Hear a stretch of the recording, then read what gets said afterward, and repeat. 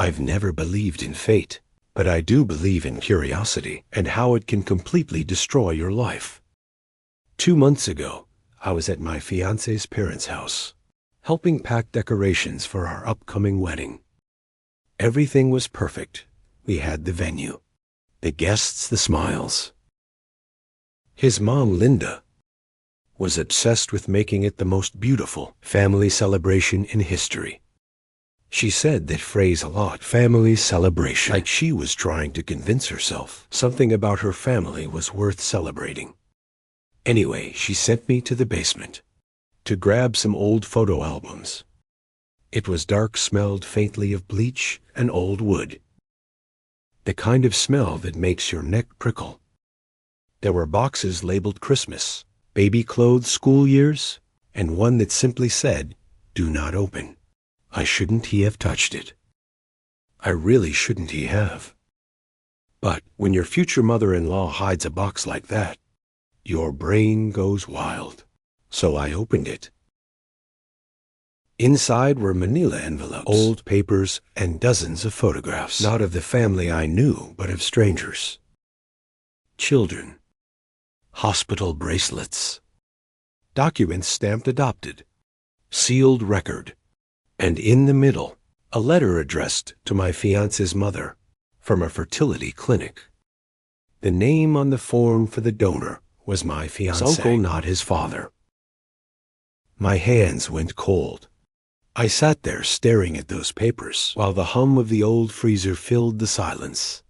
I wasn't even sure what I was. Reading it felt like something sacred, forbidden.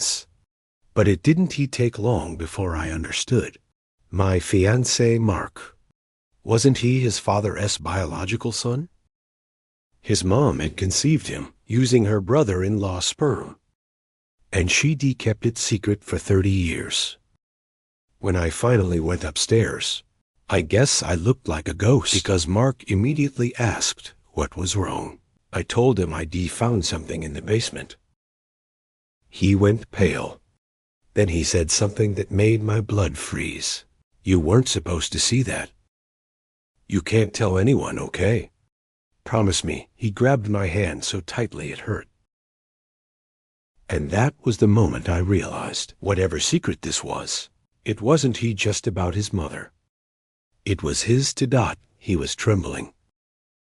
I'd never seen Mark like that before, not even when he lost his job last year, or when we had to cancel our honeymoon plans because of his mom's health scare. His usual calm, measured tone was gone. He looked terrified. "Promise me," he said again, gripping my wrist. "You can't tell anyone. Not my dad, not my mom. Not even your therapist. No one." I pulled my hand away.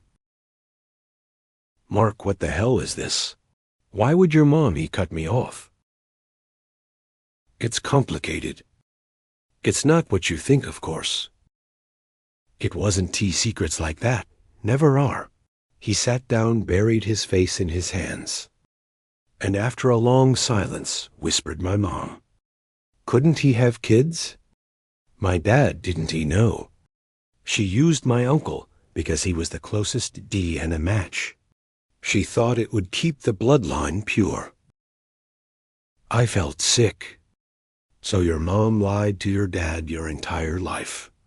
He nodded. "And if he ever finds out? He'll leave her. He's old. He's sick, and it would kill him. Please just let it go." His voice broke. And that's what did it. I wanted to scream. To tell him it wasn't our job to protect someone else's decades-long deception.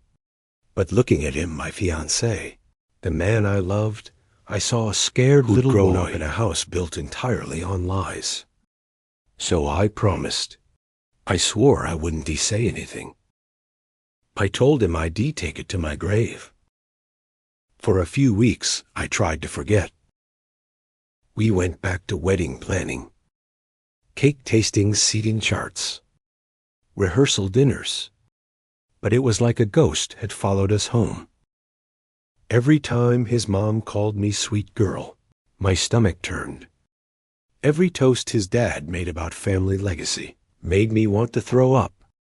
At night, I'd lie awake next to Mark and wonder how many people were living inside that lie, and how much of Mark's love for me came from the version of himself that wasn't he even real. Then a week before the wedding, things got worse. Mark's mom called me out of the blue and said, "I think you've seen something you shouldn't have." Her tone wasn't scared. It was cold, calculated. That's when I realized Mark hadn't told her. I knew she'd found out our own. When Linda called, she didn't sound angry. She sounded amused, like she'd even expecting this. "I know you found the box," she said quietly. Mark's never been good at keeping things where they belong. I froze. I was sitting at my desk at work, pretending to listen to a meeting, but her voice made everything else disappear. "Mrs. Carver, Linda," she corrected me sharply. "Your family now, or you will be if you don't ruin everything." There it was, the threat wrapped in sweetness. She continued, "You have no idea how much this family has been through. My husband would die if he found out. Mark would lose everything. You don't want that, do you?" I didn't answer. My throat was dry. "Good," she said after a long pause. "Then you will forget what you saw. You will focus on marrying my son, and you will stop asking questions about things that don't concern you." Click. I sat there for a long time, just staring at the phone. That night, I told Mark about the call. He got defensive, said his mom was just protective, and that I was overreacting. He begged me again to move on. So I tried. But something changed. I started having panic attacks, nightmares. I'd wake up sweating, imagining the family dinner where everyone found out. Or worse, imagining that I was the one being lied to. I tried to confide in my best friend, but the moment I started explaining, the promise echoed in my head. "You can't tell anyone." So instead, I smiled through everything. Dress fittings photos. The bridal shower Linda threw at her country club. She gave a speech about new beginnings and strong family roots, and everyone clapped while I fought back nausea. But guilt doesn't just sit quietly. It chews through your thoughts until you start seeing shadows where there aren't ending. I began noticing things, the way Linda avoided her husband's touch, the way Mark flinched when she called him my perfect boy, and then one night I overheard them arguing. I wasn't supposed to hear it, but their voices carried through the thin walls. Linda hissed, "She is not one of us. You should be." He kept her out of it. Mark said something I'll never forget. I had to tell her. "She is the only one I trust." There was a pause. Then Linda's cold voice, "Then you just signed her death warrant." After that night, I couldn't sleep. The phrase death warrant echoed in my head until it lost meaning. The next morning, Linda acted like nothing had happened, greeting me with that sugary smile, handing me coffee, calling me sweetheart. It was horrifying how easily she could switch masks. Mark brushed off what I'd overheard. "She didn't mean it literally," he said, laughing nervously.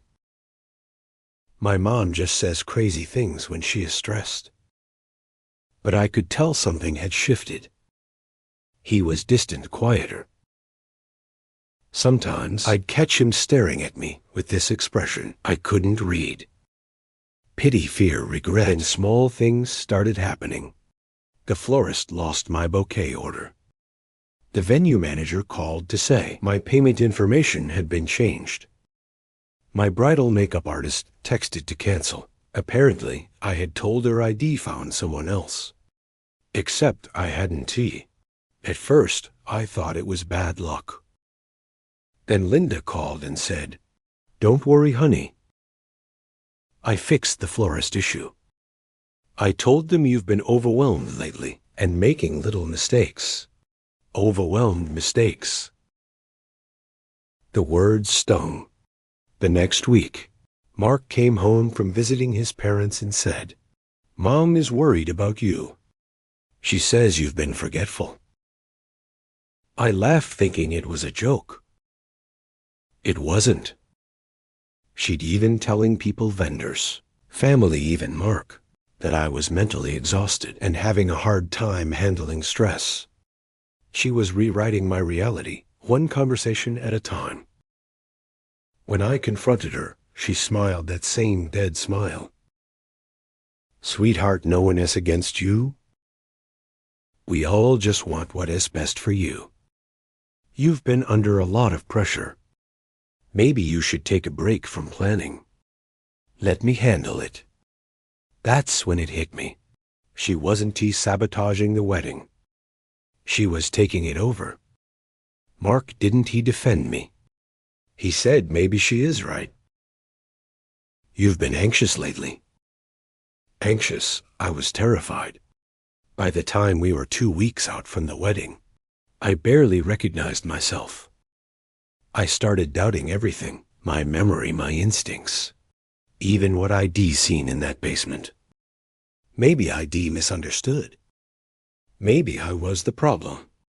But then one afternoon, I got an email from a private number. No subject line. Just a single sentence: "If you think you know the truth, you don't meet me before you marry him." And attached was a photo of the same fertility clinic, document ID seen in the basement. Only this one was dated 2 years after Mark was born. 2 weeks to go. The invitations had been mailed, the venue booked, and every vendor polished.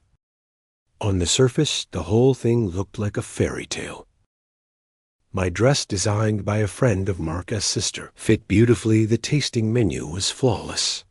And even the guest list reflected our combined lives. Colleagues, high school friends, cousins, and 1 or 2 distant relatives I'd never met, but nodded politely to at past family functions.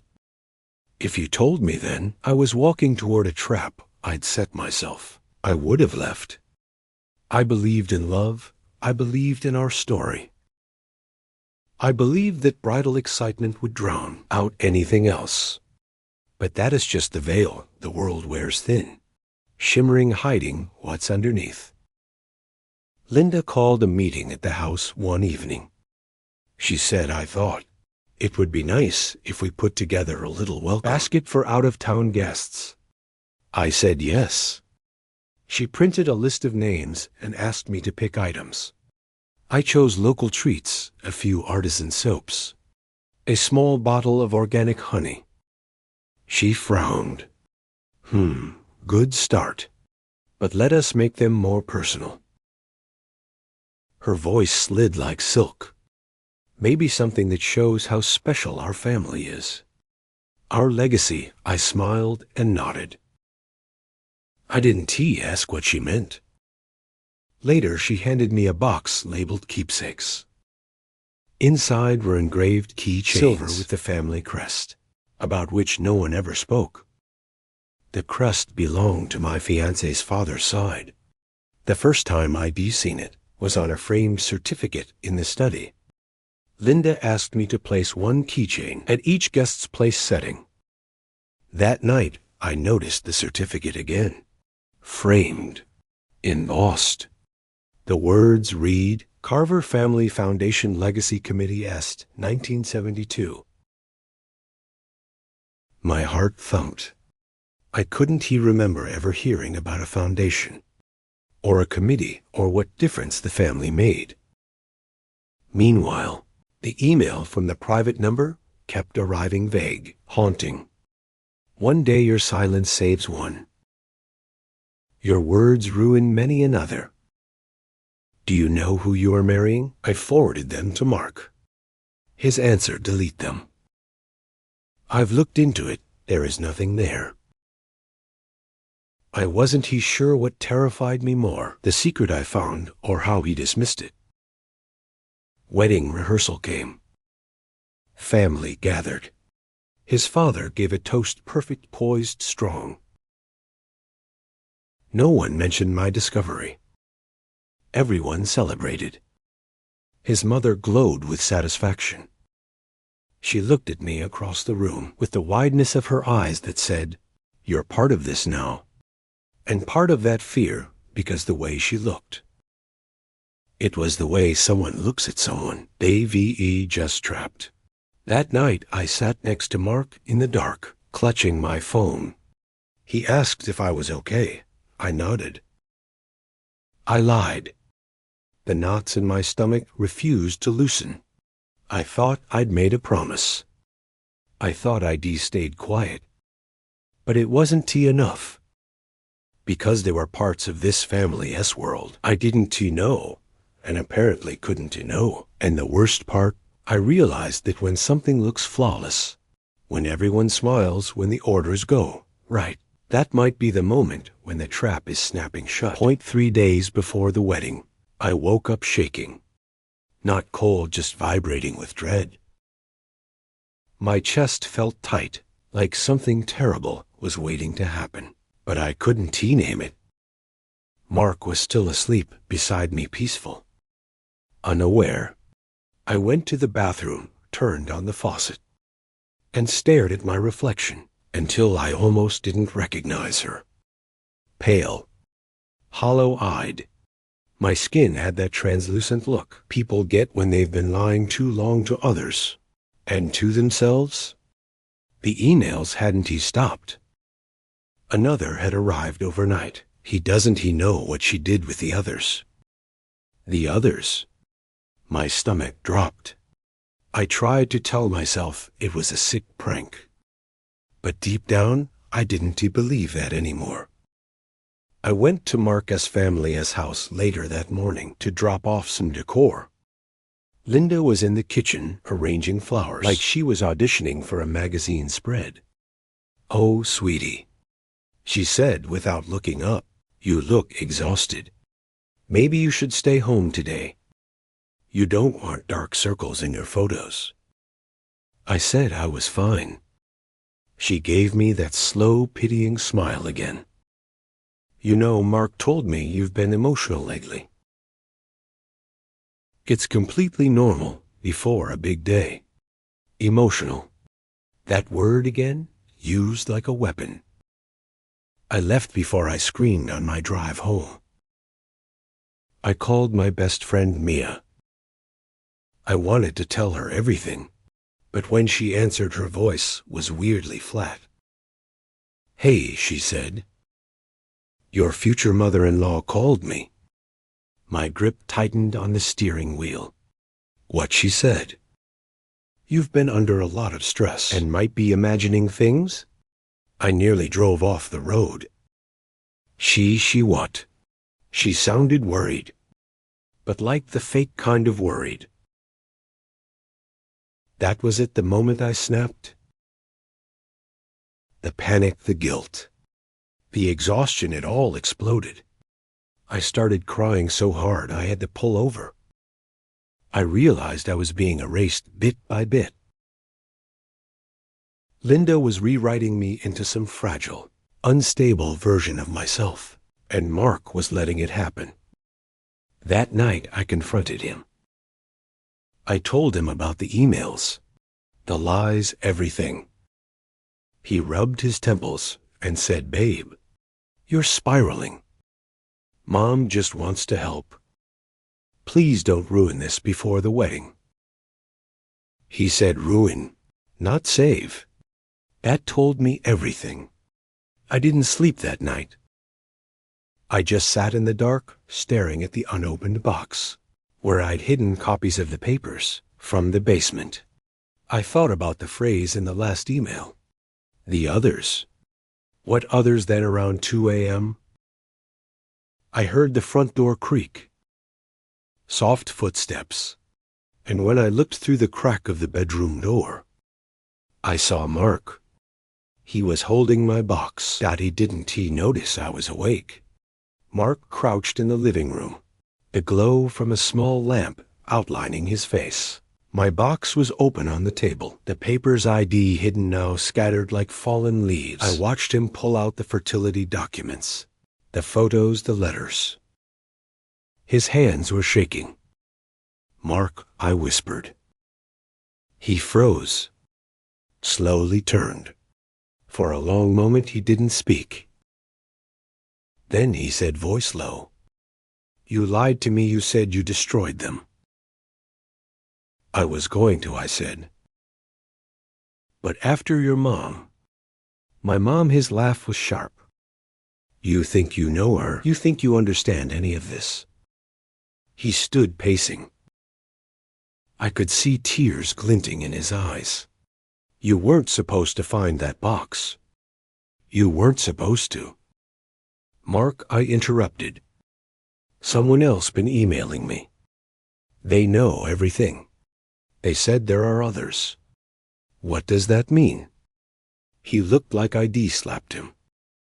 "Delete those emails now. Who are they talking about?" I demanded. He didn't answer. Just whispered, "You shouldn't have opened that box." I took a step back. "What are you hiding from me?" He turned, eyes blazing. "You want the truth so bad, fine." He grabbed the stack of documents, his voice shaking. "My mom, didn't she just use my uncle's DNA once? She did it again with other women. She called it preserving the family line. My uncle donated. My mom arranged everything. You think she was sick? She was running a damn experiment." My breath caught. "You mean I have half-siblings?" He said bitterly, "Dozens, maybe more. Some don't even know who they are. Mom kept it quiet. She calls them the gifted ones. And you were supposed to marry into this family and smile for the cameras." He threw the papers down. I couldn't speak. My head spun. I finally understood what the emails meant. The others. And then came the sound that changed everything. The click of the front door unlocking. Linda's voice floated in calm as ever. "Mark, darling, is she awake?" He looked at me like a trapped animal. "You told her I'd be here," I whispered. "I didn't," he said, but his face said otherwise. Linda stepped into the room, perfectly dressed, hair immaculate. Her eyes moved over the scattered papers, then to me. "Well," she said, smiling, "I guess the truth is finally out." I opened my mouth to speak, but she lifted a hand. "Don't bother. You've already told enough lies to ruin everything." The wedding is off. My stomach dropped. "You can't just, oh, sweetheart." She interrupted softly. "You're not part of this family anymore." She turned to her son. "Clean up this mess." Then she looked back at me and something I'll never forget. "You should be stayed in your lane. Curiosity runs in our blood, dear, and sometimes it kills." The next morning I woke up to 50 missed calls. Texts. Emails. Notifications exploding across my screen like fireworks. Only these were full of hate. Crazy bride. Psycho fiancé. Gold digger. At first I didn't understand. Then Mia called crying. "Oh my God," she said, "it's everywhere." They posted everything. Who did? Mark's mom. The Carvers. I opened social media and felt my stomach drop. There it was, a post from Linda's account. "It breaks our hearts to announce that our son's wedding has been postponed due to serious mental health issues concerning his fiancée. Please respect our family's privacy during this difficult time." Attached was a photo of me pale, wide-eyed mid-sentence, taken during a dress fitting. I didn't even know someone had taken it. Comments poured in. Hundreds of them. Yikes, she looks unstable. Poor Mark. Hope he dodges that bullet. They turned me into a villain overnight. Mark, didn't he answer my calls? His phone went straight to voicemail. When I drove to his apartment, his car was gone.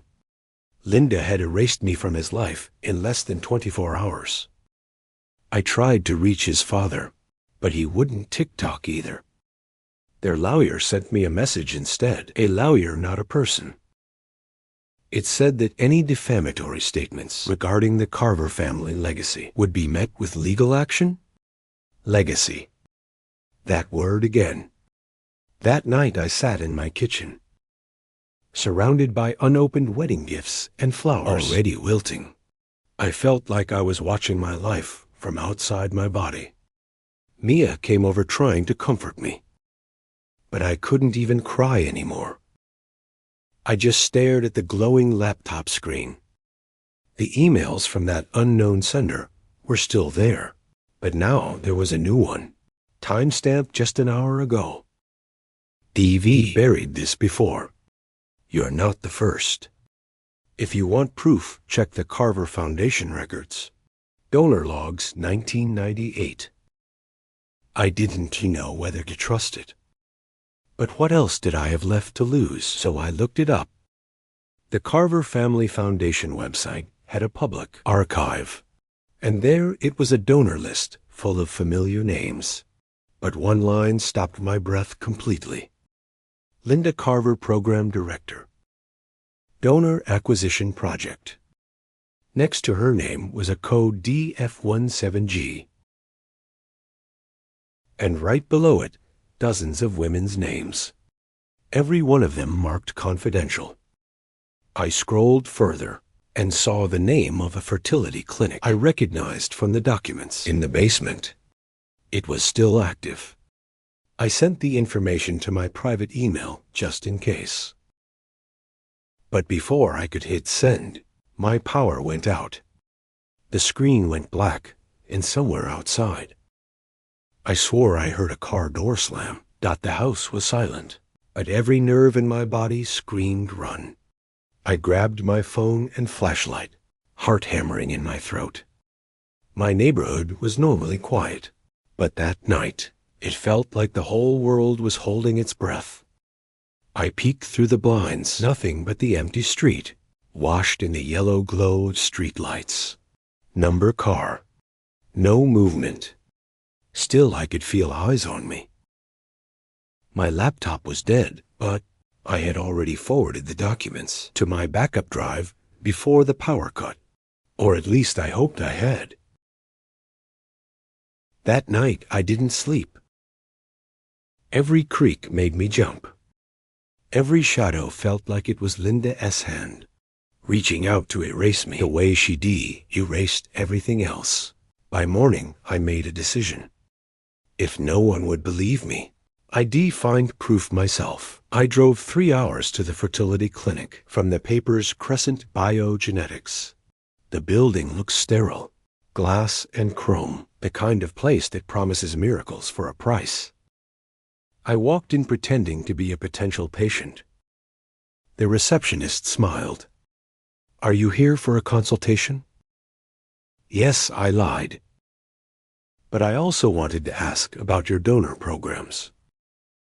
My family has done some work with the Carver Foundation. At the mention of that name, her expression flickered. She lowered her voice. "One moment, please." A few minutes later, a man in a gray suit appeared. "Miss Carver sent you," he asked that name again. Miss Carver. Not Mrs. Not Linda. Miss Cold. Professional. Like she was a brand, not a person. I nodded, playing along.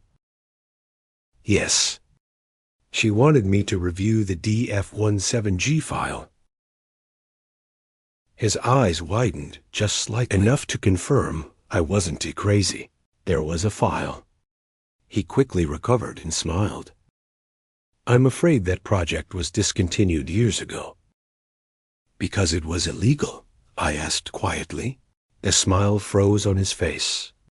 You should leave now, so I did. But not before snapping a picture of the office directory. One of the names listed under program directors was Mark Carver. My hands were shaking so badly I could barely start the car.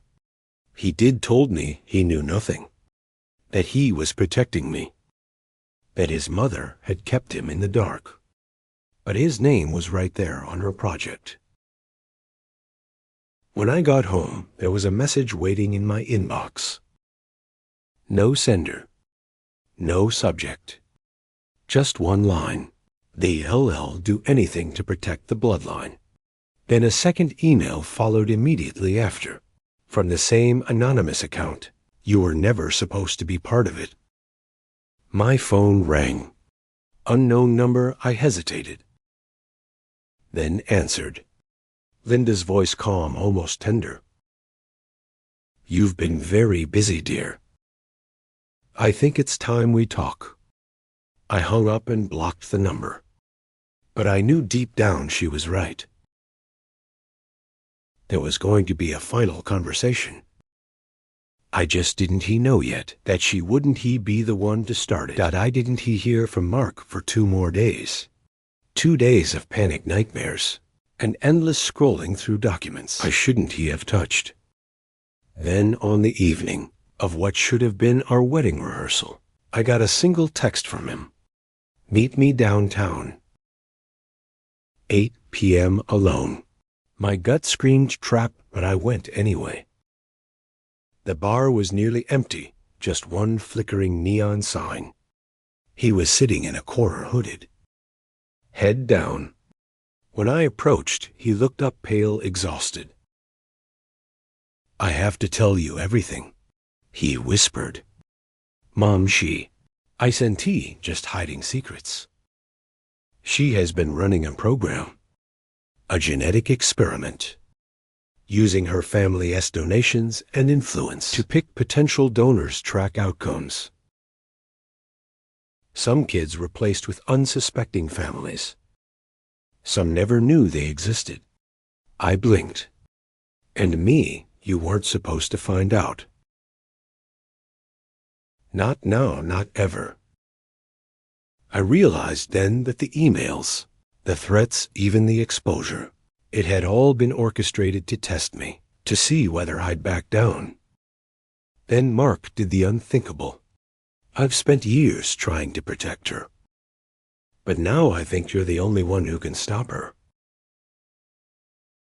Stop her. He slid a flash drive across the table. My hands shook as I picked it up. Every file, every document. Every list of children donors and clinic correspondence. All the evidence needed to expose the Carver Foundation's darkest secrets. You want me to go public? I whispered. Yes, he said, finally looking me in the eyes. You don't have to marry me to stop this. You just have to survive it. And then the final twist hit me. The person behind the anonymous emails, Mark. All along he had been guiding me, testing my courage, seeing if I was willing to stand up to his mother, the woman who had controlled everything, including him. I realized that exposure wasn't just revenge. It was salvation for the children, for the families who didn't know, for the truth itself. I'd posted everything online, verified sources, and even contacted investigative journalists. By morning, the story had gone viral. The Carvers denied everything, of course, but the proof was overwhelming. Investigations were launched. Mark's mother vanished from public life quietly, professionally. Mark called me the next day. You saved lives, he said. I couldn't have done it. I'm proud of you. I didn't feel like a hero. I felt drained, hollowed out. But finally, I was free. Free from the lies, the manipulations. The suffocating weight of a family legacy built on secrets. AITA? Maybe. For exposing his family, for breaking promises, for ending a wedding. But when I think about the children, the lives saved, the lies stopped in their tracks, I know I did the right thing. And sometimes doing the right thing is the hardest, loneliest path, the one that makes you question everything you thought you knew about love, family, and loyalty.